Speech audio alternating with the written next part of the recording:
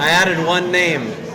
So Chief Brent Newman from the CHP has been added up there in the order he will be speaking, if you want to share that with the desk.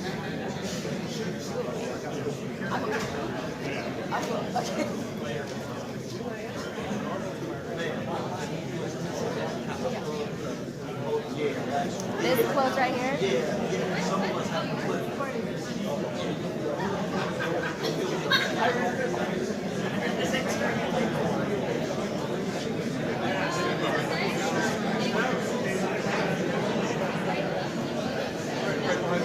Right behind the mics. You want my face.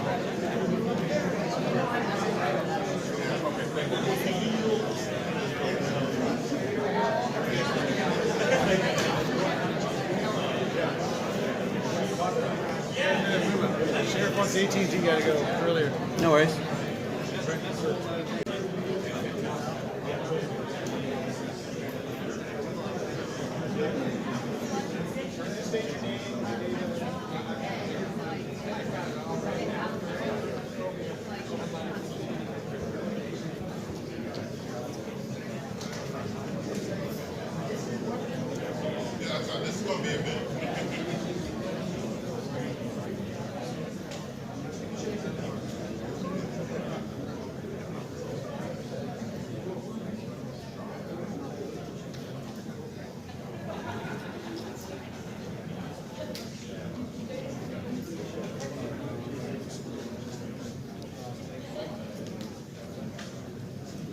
Good evening.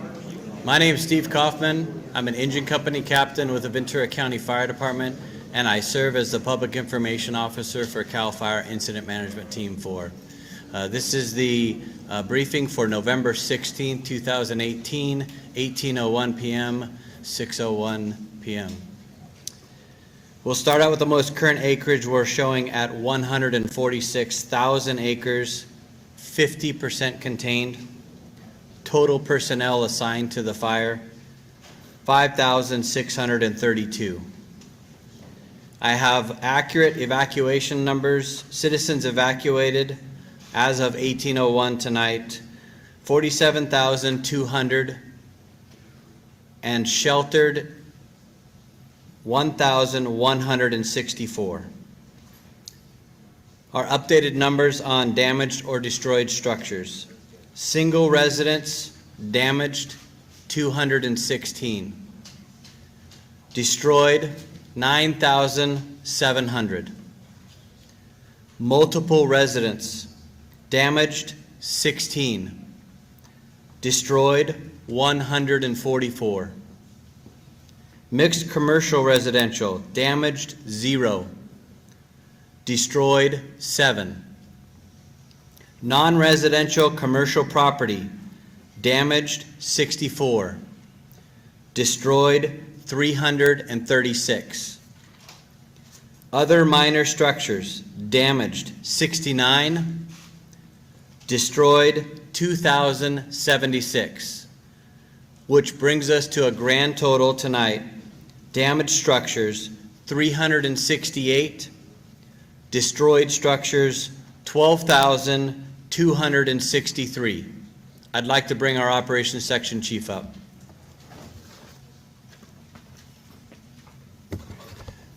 Good evening. My name is Josh Bischoff. I'm a battalion chief for CAL FIRE and I work in the Riverside unit. I am privileged to serve on Incident Management Team 4 as an operational section chief.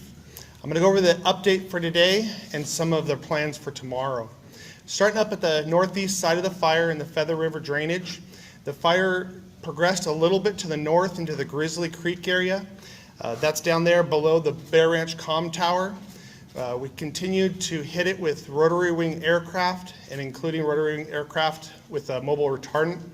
From the Bear Ranch Comm Tower down to the 4 trees, we were able to complete that dozer line, indirect line, and last night we were able to burn that all off to tie that all in. From 4 trees, headed down through Big Bar, down into Big Bend, that dozer line, indirect dozer line, was completed today. The Big Bend area, we continue to work in there, prepping around houses for structure defense potential. We are concerned about the winds that are predicted for this weekend. We continue to work on direct hand line in the Big Bend area. The fuels in there have no recorded fire history and are extremely big and heavy and in very steep terrain and continue to be a challenge. Across the drainage in the Berry Creek area, we were able to build indirect line, secondary line, and prep around the houses. Down into the, the Bloomer Mountain area, that slop over that came over the river, we completed the line around that, and that is all holding. In the Cherokee area, we completed the line around that slop over, tying it in from the river to the river, and all of that is holding. Down along the 149, the 99 corridor, up through Chico, and up to 32, all those lines continue to hold. From the Santos Ranch area, up through Nimshu, and up into Magalia, all those lines continue to hold. They continue to be reinforced by firefighters. We're going 300 to 500 feet in off the line and make sure that any hot spots are extinguished. Moving from Magalia up into Sterling City, all that area continues, the fire line continues to hold. And as we work out past Kimshu Creek, out into the flats, from Lynch Meadow, all the way to Lynch Meadow, all those fire lines are holding. Our last challenging section on that part is from Lynch Meadow down to the Feather River drainage. It's extremely steep, inaccessible terrain. We've got multiple crews in there trying to cut that out, direct fire line.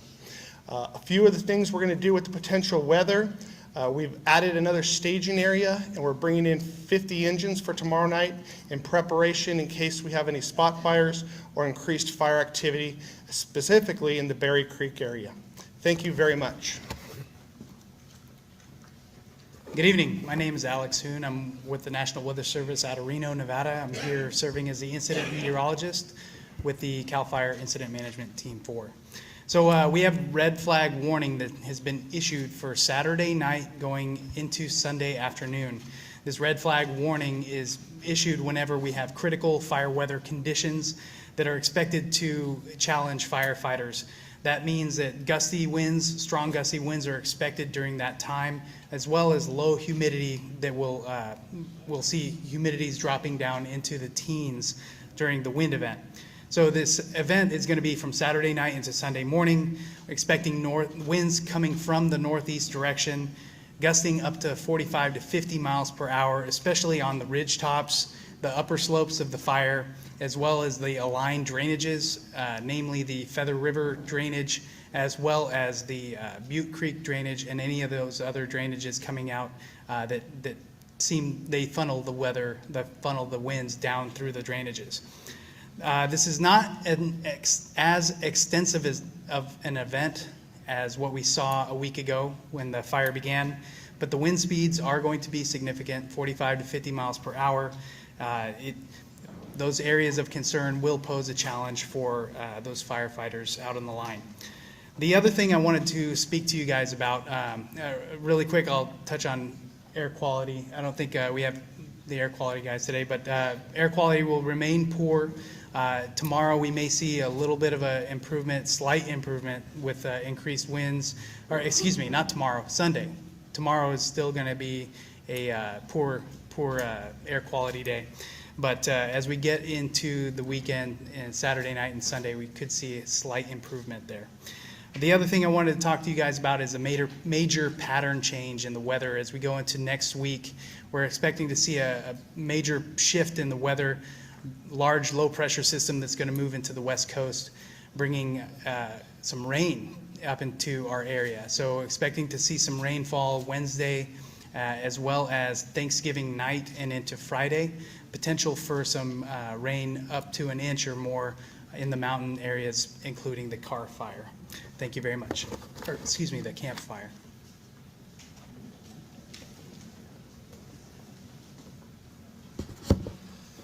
Good evening. My name is Preston Dickinson, and I'm here to provide an update on AT&T services and communications in the areas affected by the Camp Fire. First, our thoughts are with everyone affected by the Camp Fire. We also want to thank our brave first responders for saving lives and protecting our communities during the Camp Fire. Overall, our network continues to perform well and is currently operating at nearly 99% of normal in Northern California. Because of power outages and fire damage, some customers affected by the ongoing Camp Fire in Butte County may be experiencing issues with their services, primarily in and around Paradise, California. We do have one facility on a generator at this time due to a power outage. Some UVerse, internet, and telephone customers may be experiencing issues with their service as we work to repair affected equipment. Our teams are working around the clock to restore service and deploy additional network equipment support to communications for customers and first responders as the conditions allow.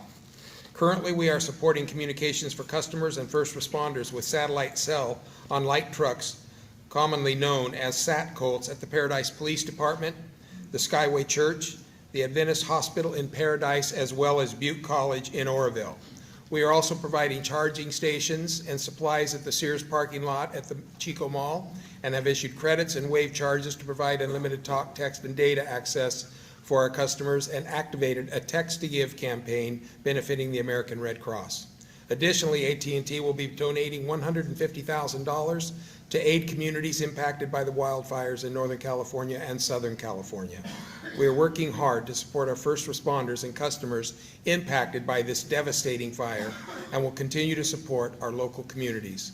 We are working closely with Cal OES and local officials to continue to access communications needs and to look to deploy additional assets as needed.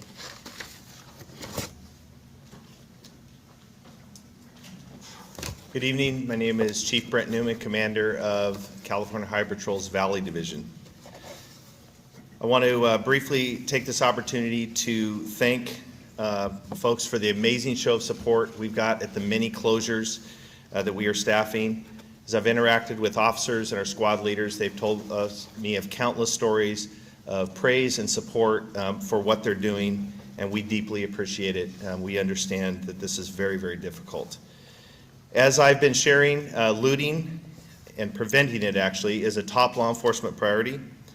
Toward that purpose, last night CHP officers made contact with over 100 individuals within the evacuated closures, mainly in the Paradise, Concow, and Magalia areas. Due to the diligent work of everyone involved and the established vetting process, all individuals contacted had a legal and viable reason for being in the closure. Regardless, we will continue to maintain anti-looting patrols along with our allied partners. With respect to our vehicle removal operation in the town of Paradise, I am pleased to report that today we completed our mission to remove those vehicles which were blocking roadways in the town. Although there may be a vehicle or two that may be found later on small courts or dead-end streets, all major roadways have been cleared. 179 vehicles were recovered. All but 6 of those have been identified and entered into the system. We believe that most of those 6 will be identified upon further investigation. You can check if your vehicle was towed by going to the CHP website at www.chp.ca.gov, clicking on the fire banner, and you'll find a link to the list. Approximately 90% of the vehicles recovered received total burn damage. Vehicles are also immediately releasable to the registered owner, and you can contact the tow company directly. And again, if you access the list and find your vehicle, the tow company is listed. Finally, the California Highway Patrol remains tonight appropriately resourced and highly motivated to continue our support of law enforcement and traffic services in response to the Camp Fire. It is our sincere and deep honor to be a part of and support the Butte County law enforcement community. Thank you.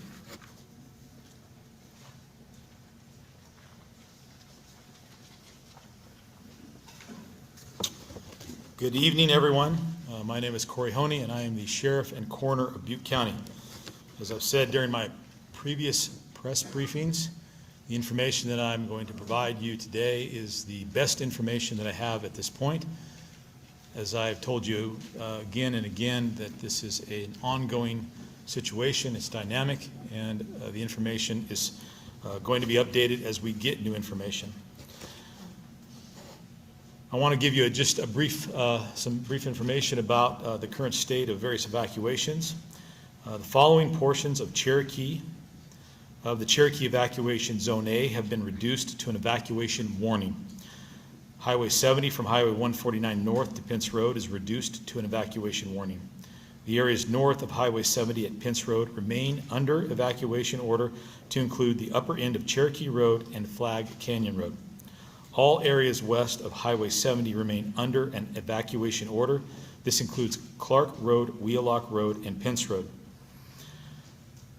The area of Cherokee Road north from Table Mountain Boulevard to Red Tape Road is reduced to an evacuation warning. All areas north of Cherokee Road and Red Tape Road remain under an evacuation order. This includes Luis Lane and Condor Road. We're going to continue to provide you with the updates on those evacuations, and as I've told you before, we are working diligently to get people back into those areas, and so good progress is being made, and I'm hoping to have good updates for you going forward. I'll provide a brief update on what was reported to you yesterday from our District Attorney, Michael Ramsey, but I will not take any questions about it because it is a pending investigation. It's under his office is conducting the investigation, but he couldn't be here tonight. So, as we told you last night, the officer-involved shooting that occurred on Highway 70 last night is still under investigation by the Butte County Officer-Involved Shooting Protocol Team. The shooting scene has been processed. The involved witness officers have been interviewed, as well as the officers involved in the shooting. The DA is reviewing dash cam video that was taken during the incident. The preliminary findings are consistent with the statements of the parties involved. Or let me state that another way. What is depicted on the video is consistent with the statements of all the parties involved. Additional forensic analysis needs to be conducted of evidence, and ultimately we need to get the autopsy results. But the District Attorney, Mike Ramsey, will provide more information when it becomes available. I now want to update you on our current status to develop a list of people who are currently unaccounted for. As I've told you, we are refining our process and increasing our capacity to go through the information that we have and then ultimately work to identify locations of those individuals or ultimately account for them. So as of today, we have accounted for 329 individuals who were on the list of unaccounted for persons. That number has increased by 102 as of today. As of tonight, the list that we will be releasing, the current list of unaccounted for individuals, stands at 1,011, which is an increase from yesterday of 380. I want you to understand, though, that this is a dynamic list. It will fluctuate both up and down every day. And the list is derived from essentially 3 different data sets. First, people are now calling into the call center that we established, and we have more resources in there allowing us to increase the capacity or the volume of calls that we're able to accept. Number 2, people have emailed us information about unaccounted for individuals. We're now able to process those emails and add them to the list. And third, as I talked about last night, in the initial hours of this extraordinarily chaotic event, as people were calling in, talking about people that they couldn't find or who were unaccounted for, that information was being entered as rapidly as possible by our public safety dispatchers into our our CAD and records management system. You can imagine the intense pressure that they were under. So that data is now being reviewed and mined, and the information about potentially unaccounted people is being pulled out and added to this list. That's a long and arduous process because as the emergency was progressing, the dispatchers were trying to get as much information as possible, but they had to do it really quickly because of the volume of calls that they were receiving. I say that because I think it's important when you report this number, you should report it with context. You shouldn't just report the number because it's misleading in terms of it.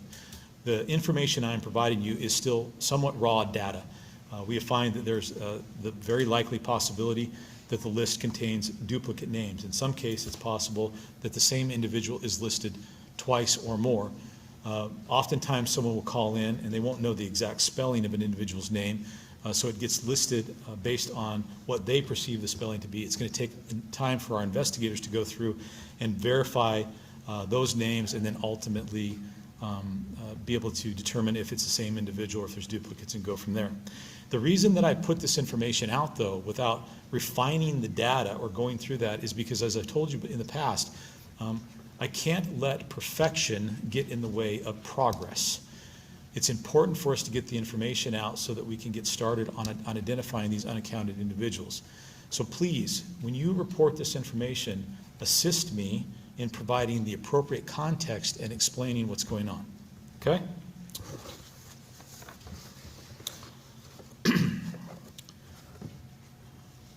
Since last night's briefing, I again have the very unfortunate duty to report to you that an additional 8 human remains were recovered during our search efforts today.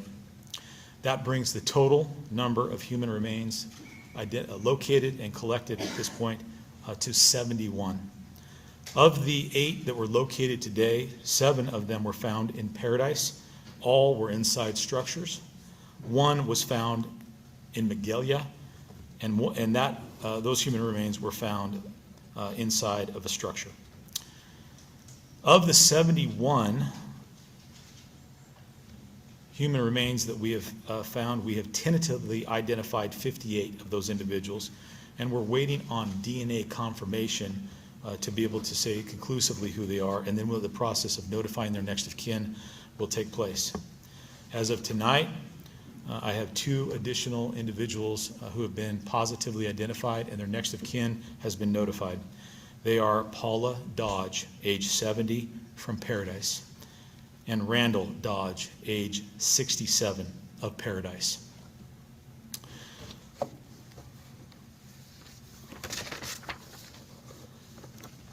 As I told you last night, I was going to bring some subject matter experts with me to explain a little bit more about our process of searching for, recovering, identifying, and ultimately determining the cause of death of individuals who we are able to recover. And I want to bring these individuals up and have them explain that, but I do want to give you a report on what has been transpiring with the assistance of the Sacramento County Coroner's Office. So to date, the Sacramento County Coroner's Office has received 63 decedents. The number is 71. Those 8 bodies have not yet been transferred to the custody of the Sacramento Coroner's Office. That's why there is a discrepancy in that number. Of those 63 human remains that they have located, they have been able to complete 39 exams. They have obtained DNA samples from 18 of them. And Andy Rapid DNA, a company that is assisting us in the identification of these individuals, I have a representative here tonight to talk with you more about that process, but they have obtained 14 reference samples from people who may be related to the decedents. Through the efforts of the Sacramento County Coroner's Office in collaboration with our other partners, we have identified 6 of the decedents. I told you about 4 of them a couple of nights ago, and I told you about 2 more tonight. 4 of those individuals were identified by fingerprints and 2 by dental records. At this point, there have been no DNA identifications based on DNA, but now that we're up and running, we have this process going, I would anticipate that we'll start seeing more of those identifications come through DNA. Again, I have some subject matter experts here to tell you more about our process and the resources that we have available to us. And so I'm going to tell you who they are, and then they will come up and explain. So with regard to the law enforcement mutual aid and mass casualty mutual aid that we have, I have Chief Mark Pazin. He's the Chief of Law Enforcement for the Governor's Office of Emergency Services. In addition to that, I have Commander Joe Moses of the Monterey County Sheriff's Office. He will explain to you about our search effort. I have Commander Tom Matt, say it again, please. Madigan. Thank you, I apologize. Tom Madigan of the Alameda County Sheriff's Office, who will explain to you about some technology that the Alameda County Sheriff's Office has brought to bear with regard to using drones to take pictures of the area, and hopefully we'll be able to release that through an interactive map and provide people some understanding of what's going on. And then last, I have the Chief Information Officer, Stephen Meir from Andy Rapid DNA. We also have Dr. Ashley Kindle of the California State University Chico, and Alex Perron, who is the supervisor of the Human ID Lab. They will not be making a presentation, but they will be available after the questions have been answered to answer questions about some of the photographs that you have up here, as well as these other subject matter experts. So with that, I'd like to invite Chief Payson up to give his presentation. Thank you, Sheriff. My name is Mark Payson. I am the Chief of Law Enforcement for California Office of Emergency Services and our Homeland Security component at the state level. On behalf of Director Ghilarducci, he again extends his sympathies, and our hearts go out to everybody here in Butte County. I want to start off by saying that the system works. The law enforcement mutual aid system and the mass fatality system is second to none in my estimation here in the United States. California is broken up into 7 regions, in which Butte County is in Region 3. As soon as the fire started and Sheriff Honey understood the nature and severity of this fire, he immediately called me, as he normally does, and we started the process of delivering over 200 law enforcement personnel immediately from different areas throughout this region and into the Region 4 area, as a lot of the personnel, we started to deplete those resources. This is supported by the State Operations Center at Mather, California, of which this could not be done because of those personnel on that operation floor ensuring that we get the best information, that it's delivered in a timely manner, and that our law enforcement operations center, which adjoins the operations center at the state level, is directly connected. As I mentioned, 200 law enforcement personnel that were divided into 12-hour shifts starting immediately. They were augmented, as the chief had mentioned, by the California Highway Patrol, by other state and federal law enforcement agencies to comprise in ensuring that the citizens of Butte County were well protected, as evidenced yesterday and as Commander had mentioned with the Highway Patrol and identifying persons in restricted areas. This is also supplemented by the California National Guard, in which we have hard checkpoints and that they are consistent with the mission resource tasking as part of our system.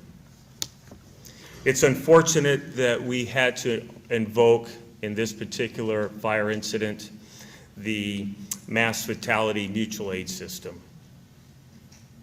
This brought together over 600 dedicated men and women to assist in finding the decedents that Sheriff Honey has mentioned, and it was because of their hard work that we're able to find these persons, unfortunately, that they perished. Of that, I want to, the dubious honor that this is another first. This is the largest deployment of search and rescue personnel that we have had to deliver to the state of California.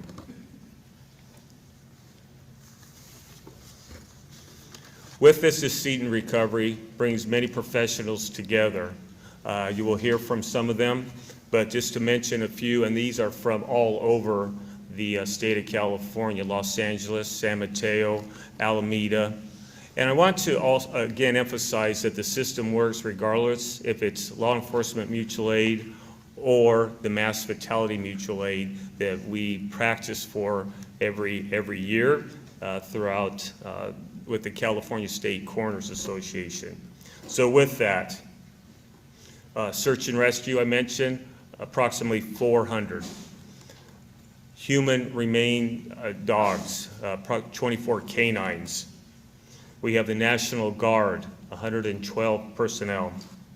anthropologists. And this is why it's so important that we have those professionals working with us under the mutual aid system, is because we're able to identify immediately if these are human remains or animal remains.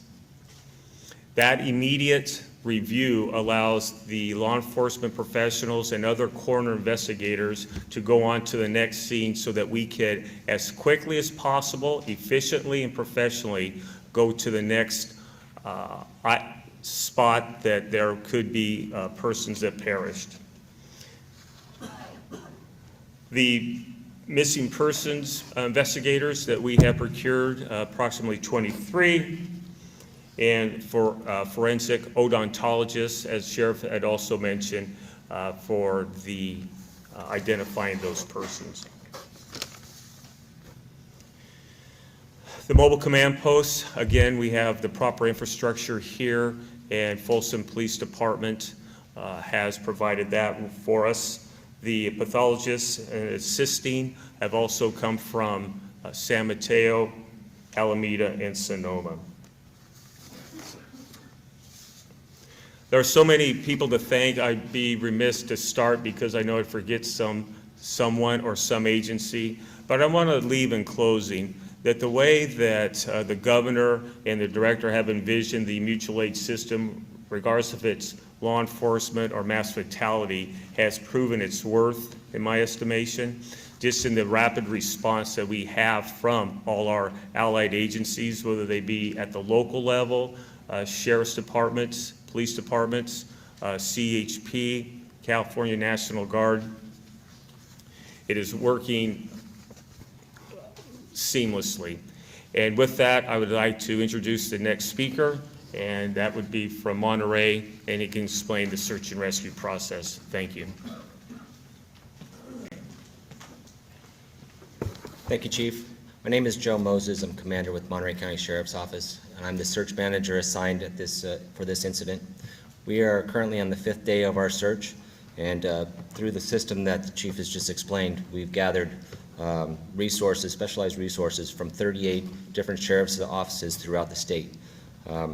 Those numbers that he spelled out, those are per day. So that's not just total, that's every day. We're getting 600 plus people to assist in this search. As he said, we're making teams up of wilderness search and rescue team members, coroner investigators, human remains detection canines, anthropologists. We have a lot of fire units, the California National Guard, and the California Office of Emergency Services. So we are assembling those teams, and we've established 2 priorities. Our first priority is these missing person lists. As the investigators go through the list and determine that there's an actual address that they need to have searched, they pass that information on to us. We send a team out to that particular address and we search it. That's our highest priority. In the meantime, while we're waiting for those results to come back, or while the teams are already in the field with the extra personnel that we have, we're going through systematically, door by door, car by car, and searching all of the evacuation zones for any kind of remains that we can detect. Our intention is to clear all of those evacuation zones door to door by the time we're finished with this operation. Thank you.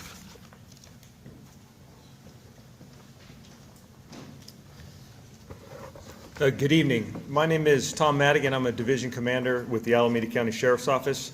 First off, I'd like to say on behalf of Sheriff Ahern, the Alameda County Sheriff's Office is proud to support our public safety partners in Butte County. Our hearts go out to the victims, all the victims of this terrible tragedy. In addition to providing search and rescue teams, law enforcement mutual aid, coroner's mutual aid, the Sheriff's Office is working to coordinate UAV or drone teams from throughout the region to work in careful coordination with CAL FIRE's manned aviation. We have teams from the Menlo Park Fire Department, Contra Costa County Sheriff's Office, Alameda County Sheriff's Office, and the Union City Police Department. Today, they conducted approximately 90 flights covering over 1,500 acres in the area of Paradise, east of Clark.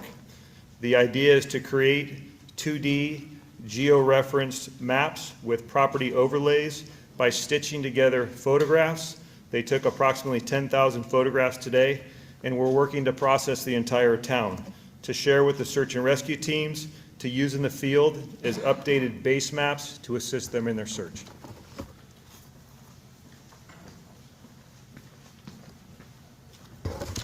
Good evening.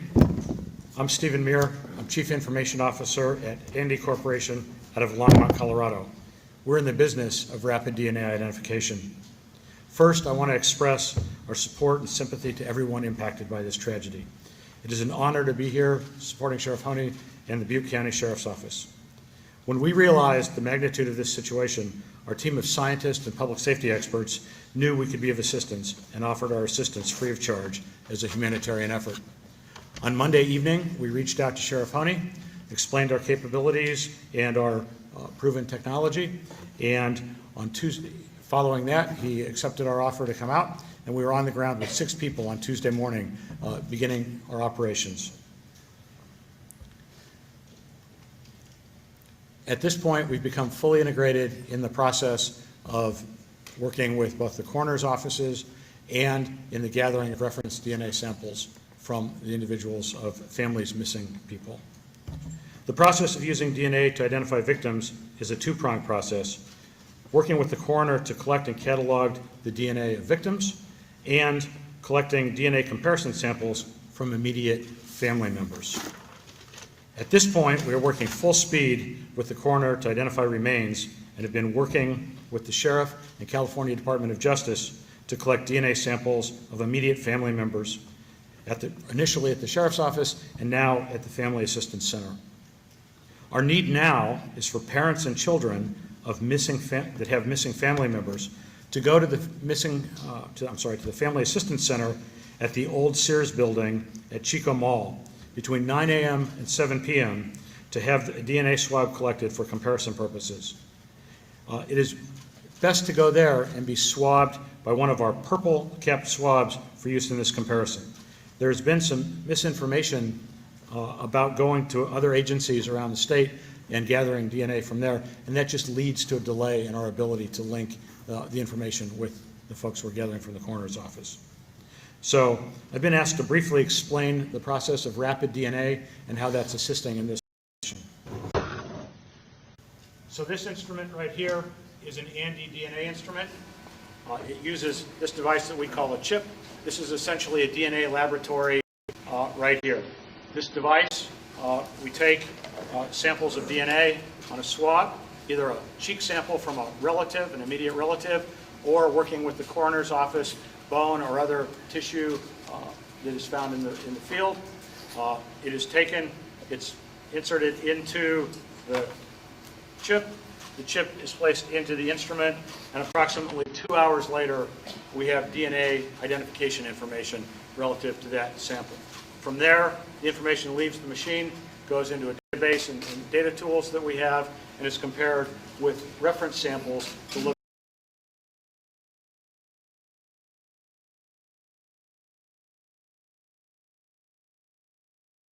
the expert engine or the software rules that allow us to read this and analyze the results very quickly without involving a number of human steps that take a significant amount of time. So with this, we're able to quickly move things forward. Again, our huge need at this point is for families that have missing relatives to get swabbed. A parent or a sibling of the folks that are missing is most helpful to us. Come to the Assistance Center. We'll swab you. It's very quick, and we'll move forward with the process.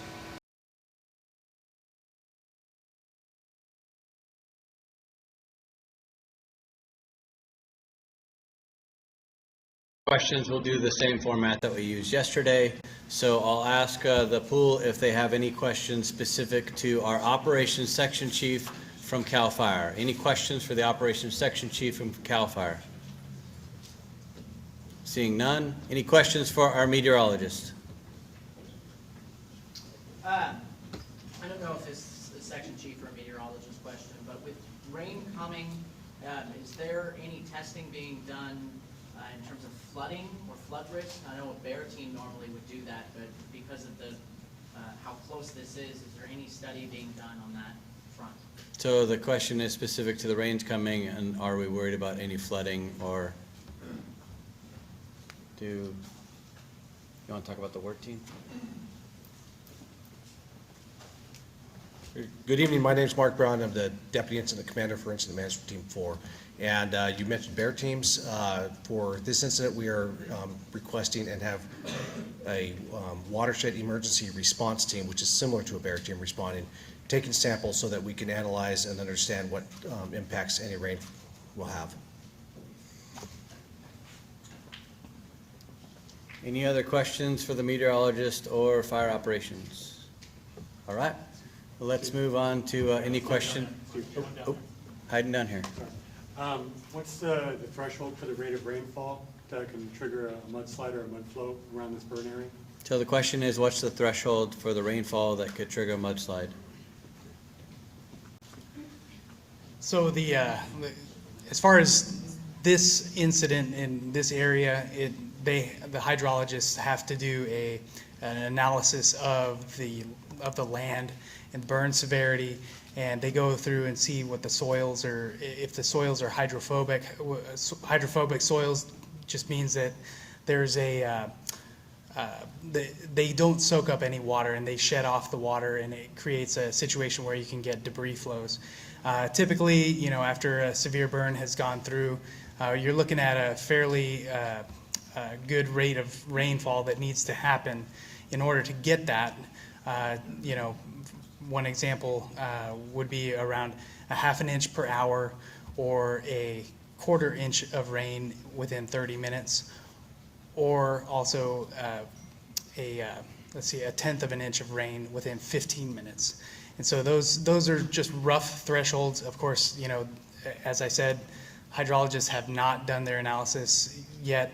As they do, we'll get a much better picture as far as those rainfall rates. We are not, at this time, we're not expecting those rainfall rates with this storm. So I want to just put your minds at ease for now. This will bring some rain, but we're talking about steady rainfall rates over a 24-hour period. So, thank you. Okay, one last call for the meteorologist. Can I add something? It remains that they are still up there. Is anybody protecting them from the environment? I mean, many of them have not been found. So is anybody has figured out how to protect it now that it's going to rain? So that is a great question. Do you mind if we save that for the discipline that can answer that? And then we'll definitely get that question for you. So I think we're good on the meteorologist and fire. Why don't we go to any questions for Chief Newman from the CHP? Chief Newman from the CHP. Maybe for the meteorologist, but I don't know if it's for him or someone else, but basically, is there a concern about finding remains before it starts raining, and how would that complicate things? Is that going to be save it? Yeah. So we'll come back to that question. I appreciate it. So any questions for Chief Newman of the CHP? All right. Why don't we go to any questions for Sheriff Honey? Given the fact that the list of people who are unaccounted for is still so long, and we're a week out from the event at this point, should the public be bracing itself for the fact that potentially many of these people will eventually be identified as either missing and presumed dead or deceased? So you were here when I gave that information, right? Okay, and I talked to you about the fact that the list is still very much raw data, right? And that there is the possibility for duplicate names, right? And we talked about how I want to push information out in the interest of progress versus perfection, right? So when you write your story, you're going to articulate that for me, correct? I asked because let me finish. Correct? You do that for me, right? Very good. So I think it's important for that context to be understood for the very reason that you're asking the question.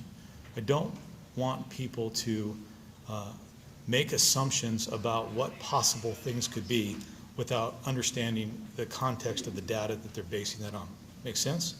Secondly, I don't think it's appropriate for any of us to sit and speculate about what the future holds with regard to this.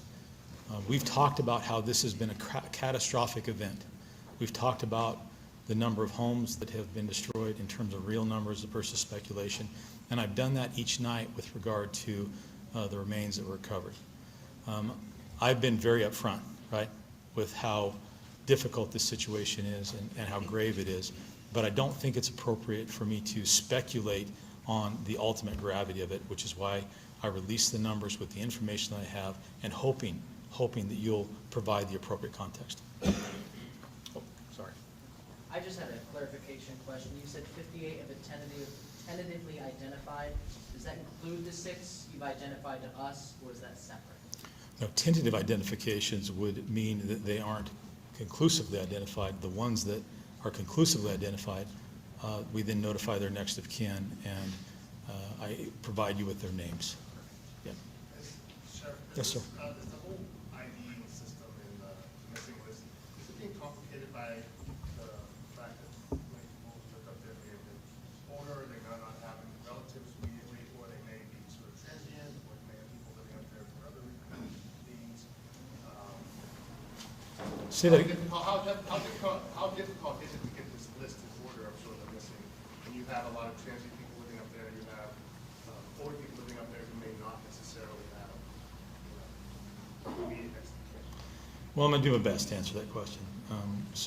I'll start with what you said is how difficult is this list to put together? And I'll begin by answering that. It's difficult because we have a significant event, an unprecedented event where a massive number of people were displaced from their homes and they were scattered all over Northern California. And so it's easy for them to lose contact with one another because the traditional means in which they keep contact with each other, in many cases, no longer exist, or they don't have as robust access to it. So that said, I think that adds to the difficulty. That, coupled with the way in which the data is being collected, or the sources of data, and I told you the very chaotic nature in which the initial data was collected. Now, I'm not going to speculate on the number of transients in that area or the demographics of the area with regard to age. I will tell you, and it's interesting because there's been some misconception that the town of Paradise or Magalia is a retirement community. I've heard that stated time and time again, and I think that's a inaccurate. Go ahead and get that if you need to. Yeah. I think that is a mischaracterization of the full demographics of the area and kind of does a disservice. As a matter of fact, I've had members of the community ask me to make that clarification for everybody, and so I'm going to go ahead and take this opportunity to do that. Hold on one second, okay. So you've asked me how difficult. I think there are a number of factors that make this difficult. The demographics of the individuals involved certainly may play a part in it, but I think the bigger part of that, at least in talking to my investigators who are working on that, is that trying to get the various sources that we're using to collect the data, telephone calls, emails, and the prior data is what is causing the difficulty right now, and that's the best answer they have for that. You mentioned earlier that some of the remains can never be found just by the nature of the fire. You also mentioned that you may have wrong spellings in the list. Yeah. Is it possible that we just never will know from this fire precisely how many people have perished? Well, I think that's certainly within the realm of possibility. It is my sincere hope to account for everybody who is missing, and identify any human remains that we have. But that's the nature of a tragedy like this. So, yes, sir. Sure. Do you have any clarity on if the body that was found by the CHP yesterday by the side of the road is a part of this total of number of victims? So I have been working to that end, and I think that's a great question also because Chief Newman and I talked about this particular situation.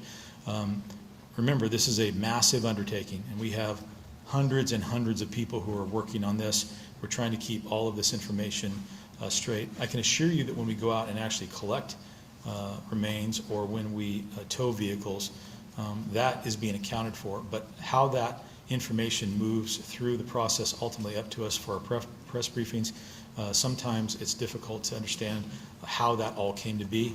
And part of that is because I don't spend a lot of my day looking over the shoulder of the people who are doing this work, because I'd rather them do the work and get it done. That said, it's a lot of words for me ultimately telling you that we're looking into it, and I hope to have an answer for you in a little bit. Thank you, though. Yes, sir.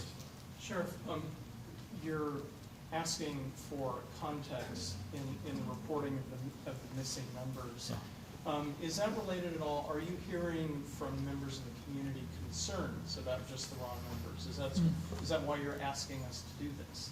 Oh, no, not at all. I think we're all concerned. I apologize. I always feel compelled to look at somebody. Would you move over so I can see you? Outstanding.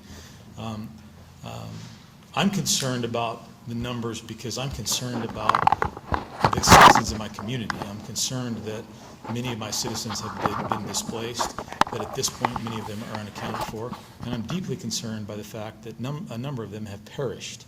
It's not about complaints from the community. It's about me wanting you guys to do the best job that you possibly can to provide context to the information that is out there, because you know, I'm sure from your experience, that a number without context doesn't always tell the full story, and so it's my plea to you to get that information out.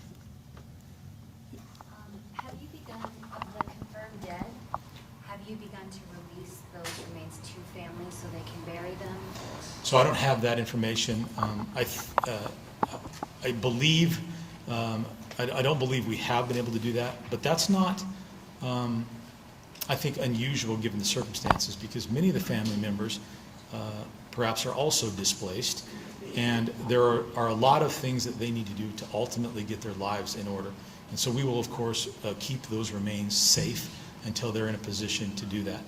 In addition to that, there's the possibility that the family members are out of the area. It hasn't been, in terms of that process, we're still relatively short or time frame within that process. Yeah. Are you still receiving calls from family members who are looking for missing people? Like, is that process still active?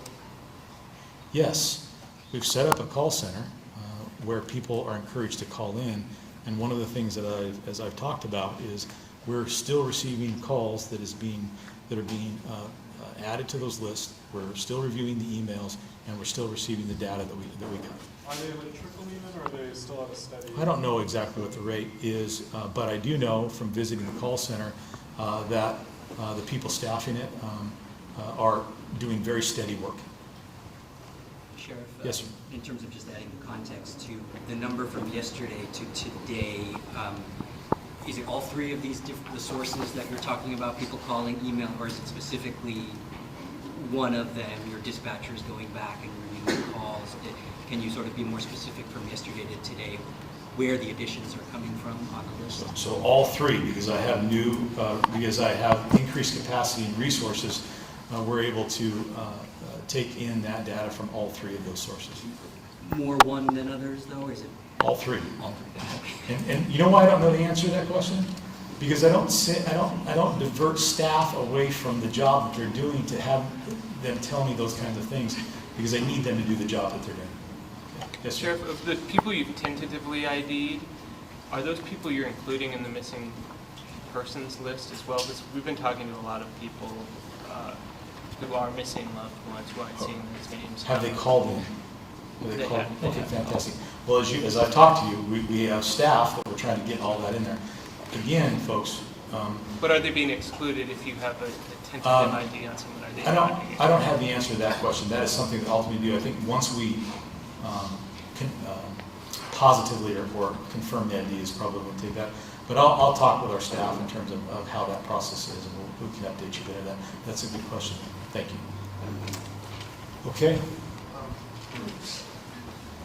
Can you, with such a high number missing, is that going to... Unaccounted for. Unaccounted for. Thank Is you. that going to severely delay when people get civilians to go back up there, because you don't want to disturb... No. I don't necessarily believe that... the rain question. Yeah, okay, fair enough. We did that. I don't necessarily believe that will be a significant delay in that. We're working through that very, very quickly and trying to ultimately get to that. But remember that many of those names, again, of individuals who are unaccounted for, very well may be safe in other parts of the area. And so that's why we established a process to look for, to go to residences where we have reason to believe that there are remains. Either they've been reported to us by someone who witnessed or saw something that led them to believe there were human remains, or we have information from people who knew them that said, I know they were there when I left and they refused to leave, something of those natures. But then we have a second layer, which you heard about, which is we're then going to residents where we don't necessarily have information to believe that remains are there, but we're checking them anyway. And then we have a third layer where we're going through and we're sweeping everything. And if you have any additional information or questions about that, I do have one of our search leaders here that after we're done with the questions, I'm sure he'll be willing to take some questions. With regard to the rain question, let's come back to that. Can you repeat the question for me? The rain question? I am sure there still remains out there in the open. Yeah, well, Within okay. a house or outside Yeah. a house or something. Yeah. Is any way that have been processed on how to protect that or recover that Yeah. before the rain? Well, certainly that's an area of concern for us, and that's why we have dedicated so many resources to this. As you heard, this is an unprecedented incident where we have brought more search and rescue resources into an area to conduct search than has ever happened before in the history of California. And I think that's the first thing that we're doing to get to and recover those remains before we get to that point. The process that we talked about is we're trying to get to those residents where we have reason to believe there remains, or those where there's a higher likelihood of remains to be at, and then finally we're searching the areas. But the fact of the matter is, this is a massive area, and in many cases in the town, it's a highly populated area. And as much as I wish that we could get through all of this before the rains come, I don't know if that's possible. I don't know if it is, but I don't know if it isn't either. And in that regard, there's no way to go through and put a tarp or tent over the entire area that might protect it. It is it's a disheartening situation, but what I can tell you is that we're working as fast as we possibly can to get through that. Okay? You bet. There was another. It was just related, but are you racing ahead of the rain? Will that really complicate the search for remains if it starts? I think this is already a very complicated situation. Anytime you change the dynamics or factor, it could add a level of difficulty. But what is true is I can't stop the rain from coming. And the rain coming actually may have a benefit because it might help the firefighting effort, right? Yeah, and so we're going to work as hard and as fast as we can to get that done, and we're going to do the best job we can. And I think that you can see by virtue of the fact of the people that I've brought here to support our mission, we're serious, we're committed, and we're going to do our absolute best to get this job done as quickly but as thoroughly as possible. Any other questions? I'm not sure if this is for you or for Andy. What happens to all the DNA in the database after this event is concluded? I think I know the answer to that question, but I'm going to let Andy answer it. Andy, come on up. I'm sorry, not Andy, but yeah, right. I represent life so much easier. Hi, so the question was the ultimate disposition of the data after we're done. All of the data that we gather will be handed to the sheriff's office for their custodial use and disposition however they see fit. We'll leave with none of it. Does that limit, though, that somebody may not want to give DNA if they know it's just going to end up in the sheriff's database? So when I said the sheriff will end up with it, I don't think it's going to go into the sheriff database. It's specifically that the information will be sequestered and not used for other things. The DNA was gathered specifically for the identification of unknown deceased individuals, and that's its use. Yes, for this incident. Any other questions? All right. Okay, any questions for Cal OES Chief Payson?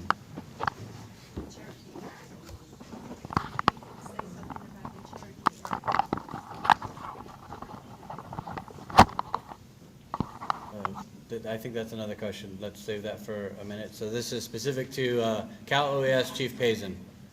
Any questions for Chief Payson? All right, any questions for Joe Moses from the Monterey County Sheriff's Office regarding the search.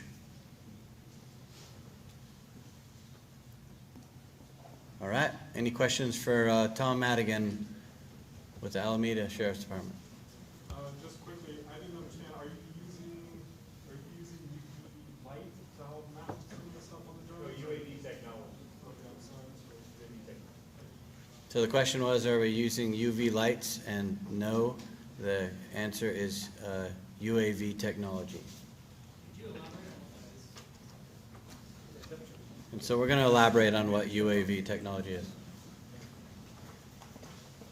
So we're simply using 4K cameras to shoot images where there's, we send the UAVs out on an autonomous flight. They take numerous photographs. There's a certain amount of overlap, and then we bring them back and we stitch them together using a computer software, and that produces the map. We have not been using thermal imaging technology here. We're using optical cameras. From drones, yes, that's correct. Well, our job is we've been tasked with making maps to assist the search and rescue teams. That's what our responsibility is. Are there other drones that you deploy that are using thermal technology and in a different agency that you know? Not from us. We are operating within CAL FIRE's TFR with a TFR waiver from the FAA.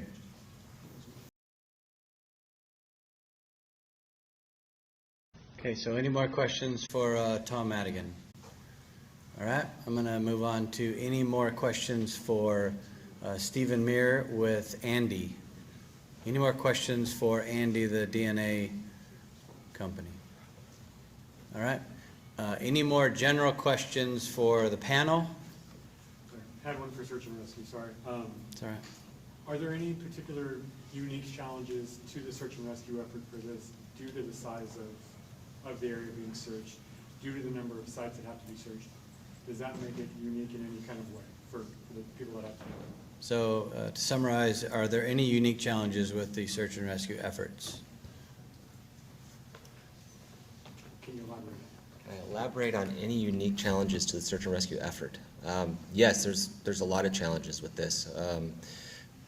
Just the vast number of structures that we have to search. There's, as the sheriff said, there's 10,000 destroyed structures that we're going to eventually have to go through. So one of the challenges we have is how do we prioritize that? We're worried about repopulation. We want to get people back into these areas as fast as we can. We have these leads that we need to follow up on. So one of the things is how do we prioritize? And that's why we've established these two priorities right now, with the third being searching general grounds. So just the unique nature of a fire that has burned through and burned things to the ground, and how do you look for remains? It's not something that, there's not very many people in the state that are familiar with that. So it's kind of a learning process as we go for our search teams. We've had some experiences throughout the state in recent years, the Sonoma fire in Napa County. So we have some experience now, and we're just bringing that in and then trying to teach new members how to search in this kind of environment. How do you search in this kind of environment as opposed to other kinds of environments? Usually we're searching for a missing person or a lost person in the wilderness is what we're doing. So we go out and we search general areas. Here we have very specific areas that we need to search, and it needs to be very systematic. So when you're searching for a person that might be lost, you're hoping that they're going to call back out to you and those kinds of things. Here we're looking for very small parts and pieces. And so we have to be very diligent and systematic in how we do our searches. I have a question related to that. Yes. How big of an area is left to continue searching? Huge. So we do have some maps up here on the board. This is our search map that we're using to document what we have searched. The green areas down below, the lighter green, is what we searched up to yesterday. I didn't have the data to put on the map from today's search, but those green areas within our zones that are outlined in the dark green, Those ones have been searched today, and we've moved further up. But as you can see, with the fire burn that's outlined out there, how much area there really is.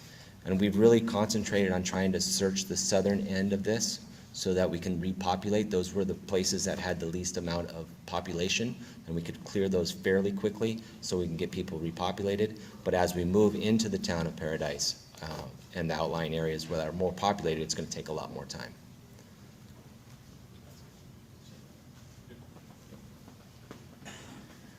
Okay. So search and rescue hasn't even gotten into the town of Paradise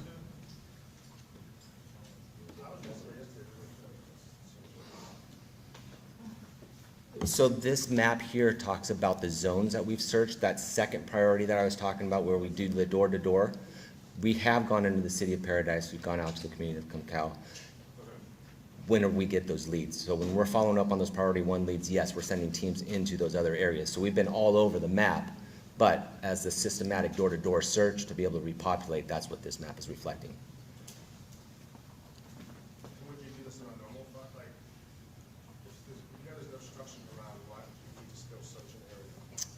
Well, in this particular fire where we had people that were in vehicles, they may have been trying to flee from their homes, we still need to go out and try to search those areas that of possible egress and make sure that we've covered them. Now, we're not going to be able to do a grid search shoulder to shoulder of the entire area, but we're trying to cover it as best we can and trying to use some logical deduction on where we need to go and search.